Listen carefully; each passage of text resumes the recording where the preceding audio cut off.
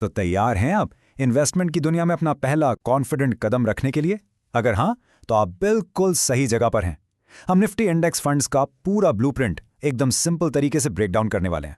चलिए शुरू करते हैं। अक्सर यही सवाल हर नए इन्वेस्टर के दिमाग में सबसे पहले आता है। हजारों कंपनीज हैं, कंफ्यूजिंग चार्ट्स हैं, इतनी सारी एडवाइस है। स्टॉक मार्केट का नाम सुनते ही थोड़ा डर सा लगता है ना।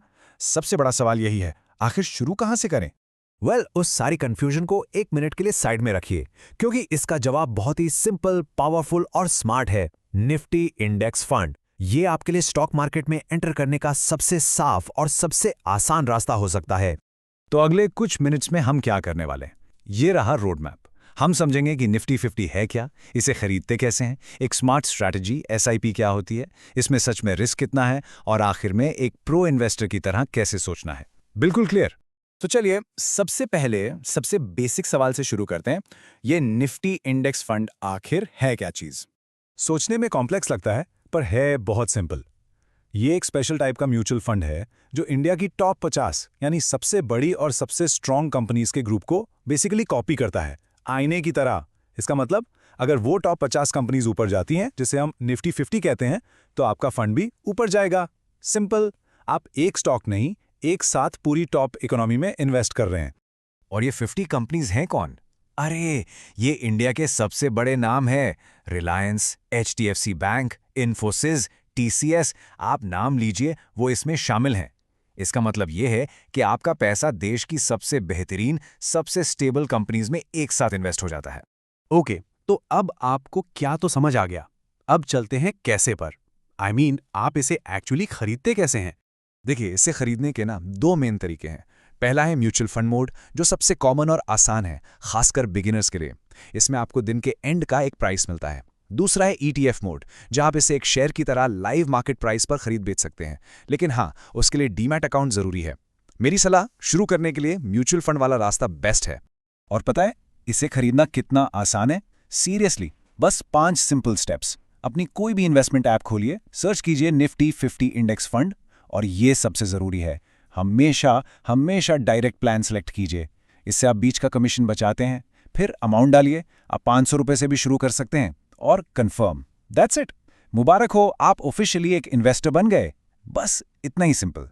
ठीक है, खरीदना तो आ गया, पर स्मार्ट इन्वेस्टर्स सिर्फ खरीदते नहीं हैं, वो एक स्ट्रैटेजी फॉलो करते हैं, और वो बेस्ट स्ट्रैटेजी है एसआईपी। पता है, सबसे बड़ी गलती जो ऑलमोस्ट हर नया इन्वेस्टर करता है वो क्या है? मार्केट जब बहुत ऊपर होता है, सब तरफ अच्छी खबर होती है, तब वो अपना सारा पैसा एक साथ लगा देते हैं। यह मार्केट टाइमिंग आमतौर पर गलत साबित होती है और लॉस का रीजन बनती है।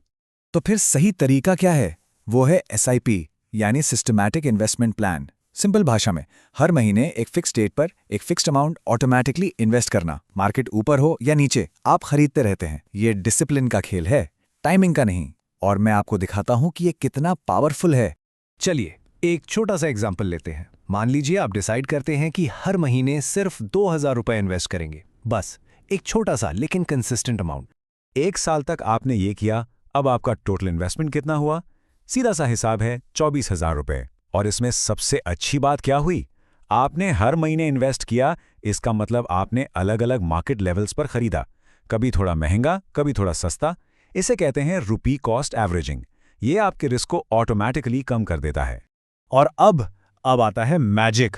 अगर हम निफ्टी का एक हिस्टोरिकल एवरेज रिटर्न मान लीजिए लगभग 12% माने, तो सिर्फ 1 साल के बाद आपके 24,000 की वैल्यू लगभग 27,000 हो सकती है।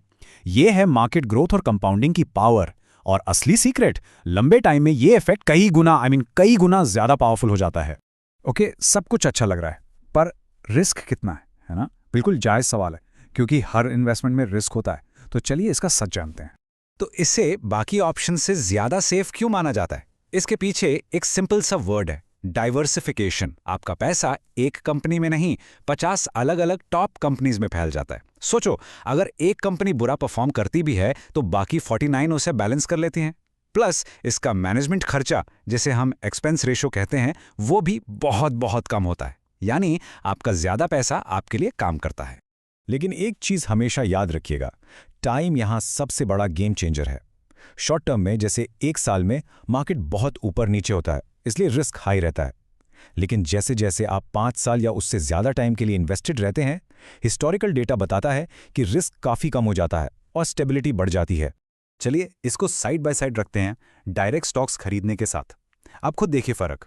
एक एक स्टॉक चुनने के लिए आपको बहुत ज़्यादा नॉलेज चाहिए, रिस्क हाई होता है और टाइम भी बहुत लगता है। वहीं निफ्टी इंडेक्स फंड में रिस्क मीडियम है और ज़रूरी नॉलेज और टाइम दोनों ही बहुत कम है। एक बिगनर के लिए आई थिंक चॉइस बिल्कुल साफ है।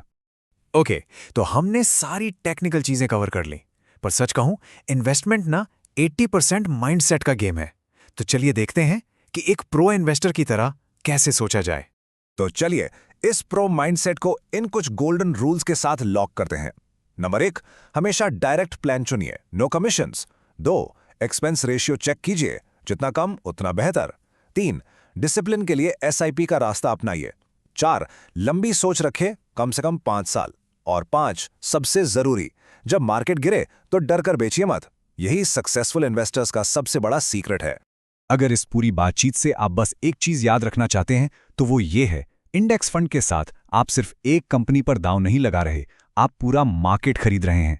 आप एक स्टॉक की सक्सेस पर बेट नहीं कर रहे, आप पूरी इंडियन इकोनॉमी की ग्रोथ में हिस्सा ले रहे हैं। अब बस एक ही सवाल बचता है, क्या आप उस जर्नी का हिस्सा बनने के लिए तैयार हैं?